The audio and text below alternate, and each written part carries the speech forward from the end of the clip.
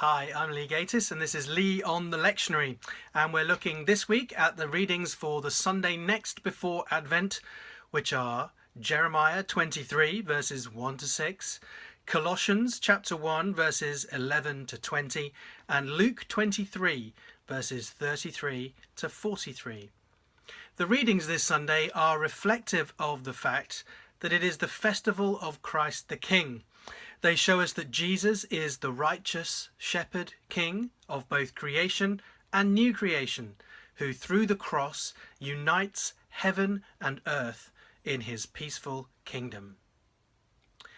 Jeremiah's prophecy begins with an indictment of earthly kings and leaders who have scattered the flock given to them as shepherds and destroyed that for which they should have cared. To counter their evil ways, God himself promises to gather and to bless.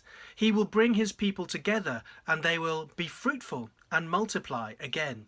A clear allusion to the creation mandate of Genesis chapter 1, which has been overturned by the decreation of sin. In the days that are coming, says the Lord through Jeremiah, a righteous Davidic king will reign. In contrast to the kings in David's line who made a mess of Judah and who went astray and led Israel astray, this one will lead and deal wisely and execute justice fairly. Judah and Israel will be united in his days, and he will have a name, the Lord our righteousness, which may in fact imply that he is the righteous God himself, who in verse 3 promised he would gather and protect his people. Luke chapter 23 presents us with that very king at his coronation. With his crown of thorns and attending soldiers, he is hailed as the King of the Jews. Yet his throne is not of gold, but the wood of a cruel cross.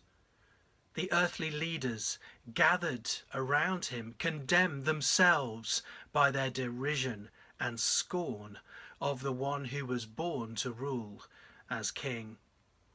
Even in this moment of apparent weakness and helplessness, amidst the injustice and barbarity, he continues the work of gathering his people to be with him forever in paradise. The one who recognizes him as king will reign with him in glory. Paul's prayer and praise of Christ in Colossians chapter 1 extols the perfection of the crucified King. The head that once was crowned with thorns is crowned with glory now, as he is lauded as King over creation and new creation. He is the firstborn of all creation, says Paul, the heir, the firstborn from the dead, the supremely exalted King. We who have been transferred into the kingdom of this beloved Son have redemption and peace through the blood of the cross, so that he is king over both heaven and earth, both unfallen angels and redeemed humanity. Paul's paean of rapturous praise for Christ relates back to his prayer for the Colossian believers, with which our reading begins.